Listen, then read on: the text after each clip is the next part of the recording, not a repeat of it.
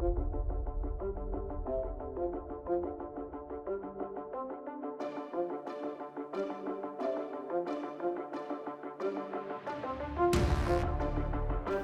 been over a year since we got our first look at the 2020 Polaris Scrambler XP 1000S. At Polaris's media reveal, our test rider, former pro desert racer Ed Texera of Texera Tech, proved that the Scrambler would be a ferocious addition to the desert landscape. The Scrambler excelled on the wide open and whooped out trails of the desert, but one day of testing left us, along with many of you, with questions about how the all-new, class-creating, extra-large machine would perform outside of the desert.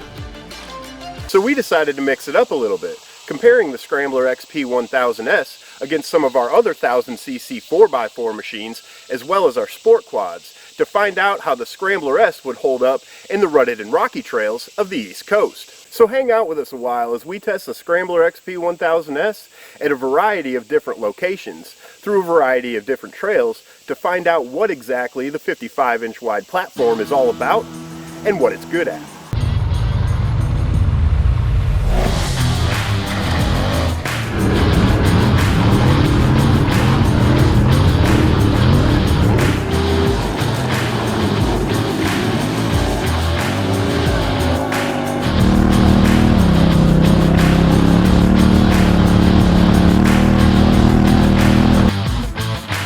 One thing the Polaris Scrambler XP 1000S doesn't come with that we feel should be standard on any premium machine is a set of beadlock wheels. So we turned to arguably the leader in custom wheel makers, OMF Performance. Offering beadlocks, reinforcing rings, modular and non-modular configurations with tons of color options, OMF can build nearly any wheel you can dream up for your ATV, side-by-side, or truck. Our Scrambler S was decked out in OMF's billet center modular beadlock wheels with a red and black color scheme that matches perfectly to the factory colors. The OMF wheels we chose are a larger diameter than stock at 14 inches, so we wrapped them in the tried and true ultra tough 8-ply GVC Dirt Commanders in the stock 27x9 tire size. The larger wheel size and rigid tires should reduce sidewall flex and add strength over the stock setup. We coated our machine with Slick Products Shine and Protectant for our first ride. The Shine and Protectant silicone-based product will adhere to the surface and reduce mud adhesion, making cleaning easier. Today we're out at Blue Holler Off-Road Park in Mammoth Cave, Kentucky. This is a park popular with side-by-sides that offer scenic views, sand caves, and an ever-expanding trail system. This should be the perfect park to test if the Scrambler S really does conquer ugly and unrelenting terrain.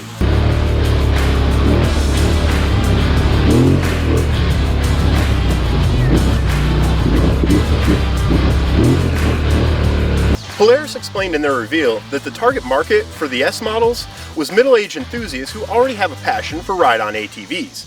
From a customer standpoint, so who is this customer? They currently have a big board today. They are affluent, they've got the money to ride a side-by-side today. They want to drive an ATV. So let's see if the increased capabilities of the S models appeal to 4x4 enthusiasts already accustomed to the big board. With that in mind, let's meet the riders. Hey guys, Flying Brian Pierce. I'm all about the wheeler life. Currently, I've got a 19 Outlander 1000, 19 Raptor 700, and an 08 YFC 450. I'm Brent Johnson. My friends call me the Viking. I've been an ATV enthusiast all my life. I currently ride a 2006 Honda TRX 450R, a 2005 Yamaha Banshee, and a 2019 Polaris Sportsman XP 1000. And I'm excited to see what the Scrambler is all about. Hey guys, I'm Chad Westcott with ATV and UTV On Demand. I've been with the On Demand team for about a year now, and I'm a huge proponent of the ride-on ATV segment. I currently own a 2020 Raptor 700 and a 2018 Polaris Sportsman XP 1000.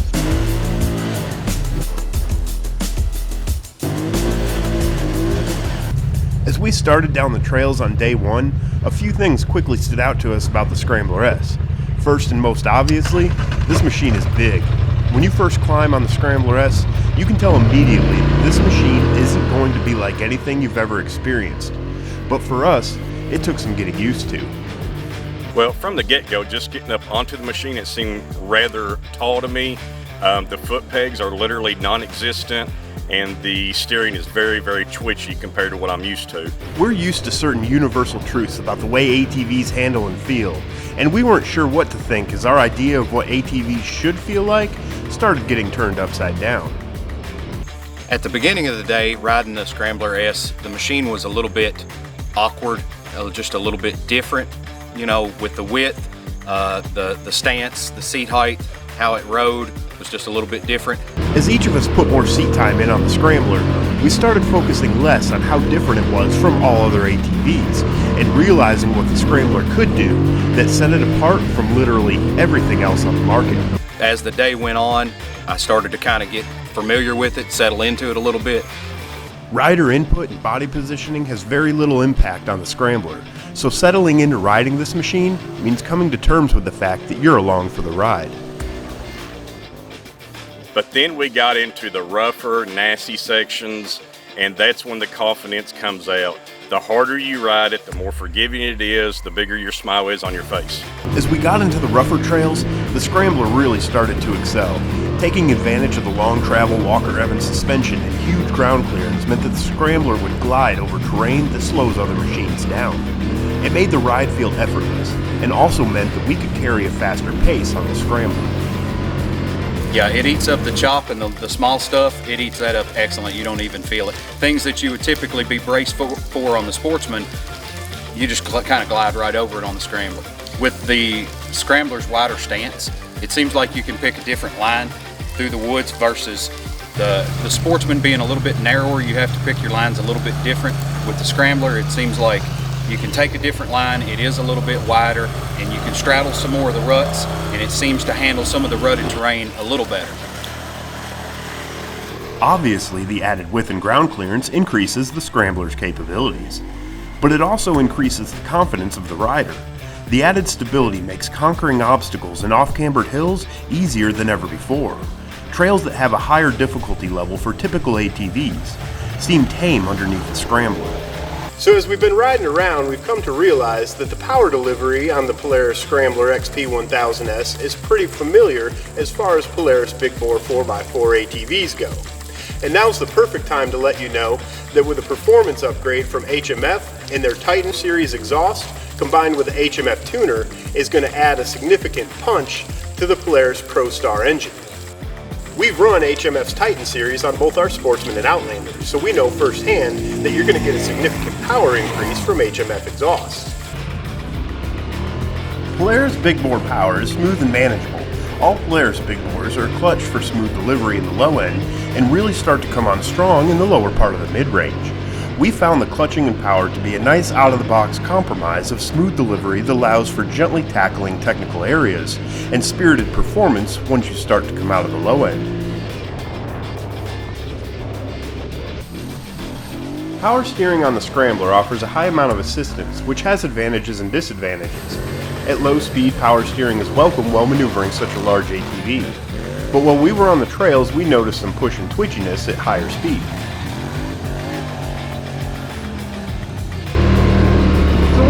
Noticing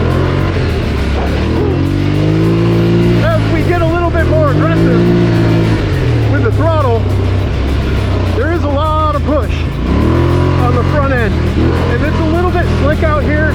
This is kind of a sand and clay mix type soil, so some of it definitely has to do with the type of soil. But if you're running real good on this, if you're running kind of at higher trail speeds, there's definitely a lot of front end push despite the easy steering. We found a closed gravel road to test the Scrambler at high speeds. After a few runs, we realized that power steering did offer more assistance than we'd prefer at speed. But taking a bend in the road also came with a lot of push in the front end, more so than with a standard width ATV. We'd attribute that push we felt to the new chassis' extended front end, which makes the front end comparably lighter, as well as the machine's increased width. Overall, we felt that the push was a mild compromise for all the increased performance gained on rough terrain. Once we got a good feel for the Scrambler's performance on the trails, we decided to hit Blue Holler Off-Road Park's Enduro track for some more advanced testing.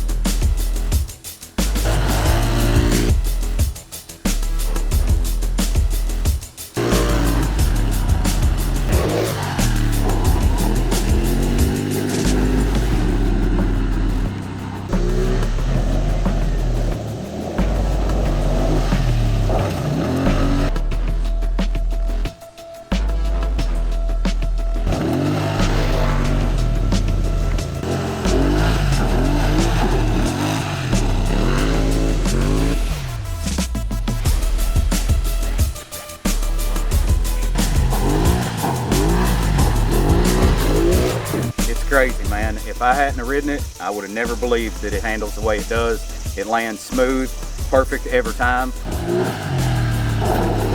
The long travel suspension handles jump landings like you wouldn't believe. I've never experienced anything like this on any other ATV. She's a big girl, and starting out I was kind of really cautious about how hard to hit it, but with the long travel suspension, she wants more, keeps demanding more until you give her more.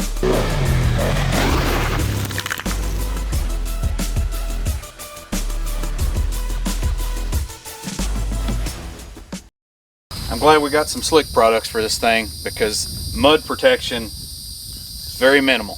Easy steering. Good thing we're going to be using slick products because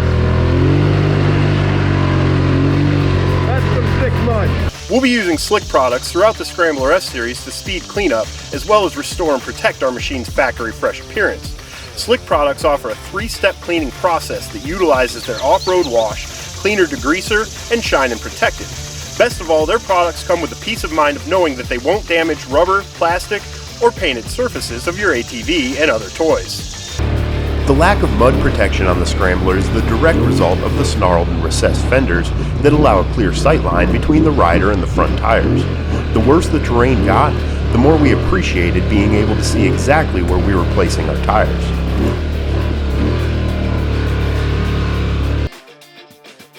Alright guys, now we spent all day on the Scrambler, and there's a few things that universally stood out to us. First was the suspension. The Walker Evans long travel suspension is phenomenal on this machine. It makes it more terrainable than any other ATV that we've ever been on, and we've been on a lot. The whoop section and jumps that we were hitting on the track virtually disappeared out from under you. This thing jumps and flies very, very well, and the landing is butter smooth. Another thing we universally liked about the Scrambler was the ergonomics. At first glance, the seat height looks intimidating, but when you actually crawl up on it, the seat height and width aren't as intimidating as you would have thought. The midsection is narrow as you would typically expect on one of the Polaris big bore ATVs, and the bar height makes for a perfect standing position for riding aggressively. Hold your beard. Watch your beard. Something cool into the camera. Scrambler. That was pretty cool.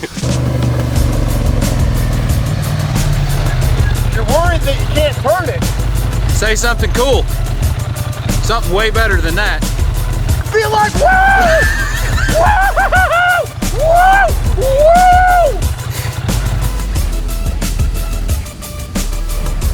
Woo! Wow, gas. You would typically find on a Polaris busy. I was going so good. Yes, you are. Polaris business.